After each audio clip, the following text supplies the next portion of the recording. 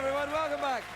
My next guest is a gosh darn hilarious comedian. You can see him at the Comedy Magic Club in Hermosa Beach, March 21st and the 22nd. Please welcome Darrin Rose, everybody. Darrin Rose.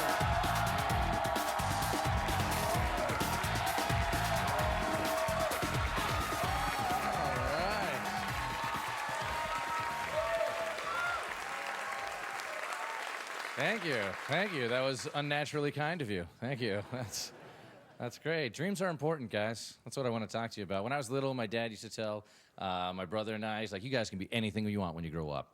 You guys can be anything you want. And my brother always wanted to be a hockey player, but I always wanted to be something cooler, like a panther.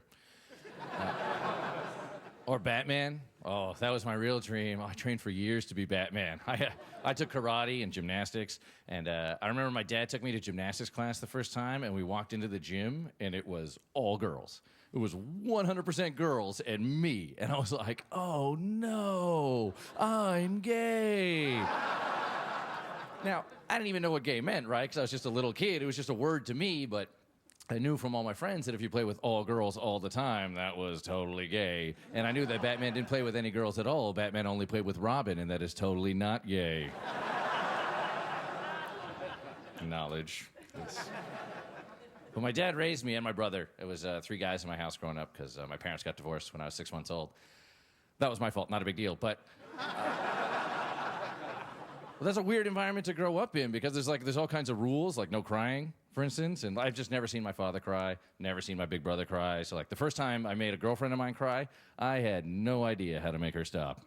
I didn't know what to do. I didn't know what to say. I just said what my dad would say to me. I was like, you better cut that out before I give you something to cry about. And that's not... It's not going to help the situation, but... and me and my brother, we would spend our entire childhood fighting. We'd fight all the time. And like, my brother was older than me, so he's always bigger and stronger, so I would always lose. But he would fight inventively. Like, he would have my head in a closet door and just slam it, or, we'd be in the basement and he'd hit me with a fire poker, kid stuff. And my dad never cared, because my dad only had 2 rules for when we were fighting. No punching in the back, don't block the TV. That's it. Those are all of my rules my whole life. I was like, hey, Dad, think I get a couple more rules so I survive childhood, maybe? Nope. But the back thing actually was quite helpful to me, because my brother's favorite move was called the Falcon. He just punched me right between the shoulder blades, and I go, Arr!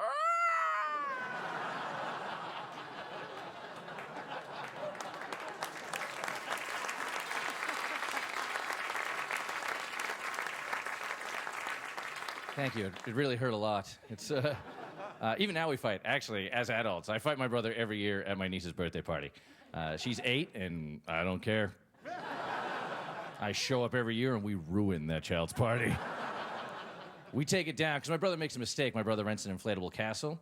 And you understand, as a guy, when you see an inflatable castle, your first and only thought is, I want to fight a guy in that inflatable castle. It's the best. And so me and my brother thrown down last summer, and there's a point in the fight where he had to take a knee because he had like a shortness of breath. He's just like, oh God, just give me a second.